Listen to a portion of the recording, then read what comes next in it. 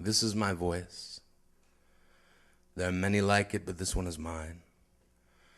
And it's a fine line when you're trying to define the finer points of politics, politics being a Latin word, poly meaning many, ticks meaning blood-sucking butt lumps.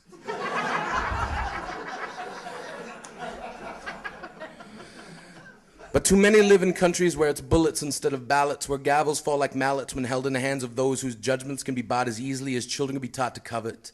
And the only ones willing to speak up are forced to live so far beneath the radar that the underground is considered above it. This is for the Ho Chi Minhs and the Michael Collins, the Marquis de Sades and the muted gods. This is my voice. There are many like it, but this one is mine. And this time it's for the sons and daughters who watch mothers and fathers drown in shallow waters while panning for the American dream in a polluted creek called the mainstream. This is for the homeless people sleeping on steam vents, making makeshift tents out of cardboard and old trash, trying to catch 40 winks in between the crash of car wrecks, risking their necks by surviving another day so they can starve, so that famine can carve their body into a corpse before their heart stops beating, so that men in a boardroom meeting can make it harder for them to get welfare, health care. It's no wonder some of them pawn off their own wheelchair. And every time I walk by, I can't help but feel at fault that maybe I didn't search myself hard enough for the Control-Alt-S so I could save the world. Or at least this little girl curled up into a ball. I've spent most of my life throwing compassion back like a fish that's too small.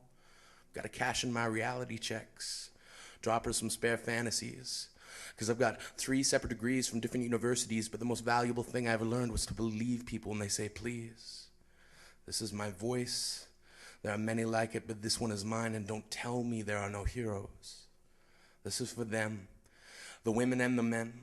For Helen Keller, who against all odds found a voice. For the choice Veronica Guerin made. For Martin Luther King, who stayed just long enough to share a dream with us. This is for that day on the bus with Sister Rosa Parks.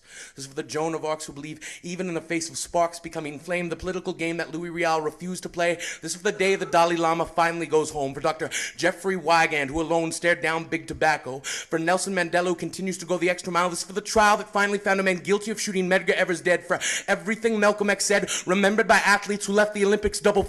For Arthur Miller, blacklisted for calling a witch hunt what it was. For Galileo, locked up because he said the earth was round. For the 2 Live Crew who found a sound that got them banned in the USA. And imagine if we could still hear John Lennon play. This is for the someone who stood up today and said no. For Edward R. Murrow, who shut down McCarthy. For Salman Rushdie, Mahatma Gandhi, you, me, this city, this country. We will always have a choice. When you stand up to be counted, tell the world, this is my voice. There are many like it, but this one is mine.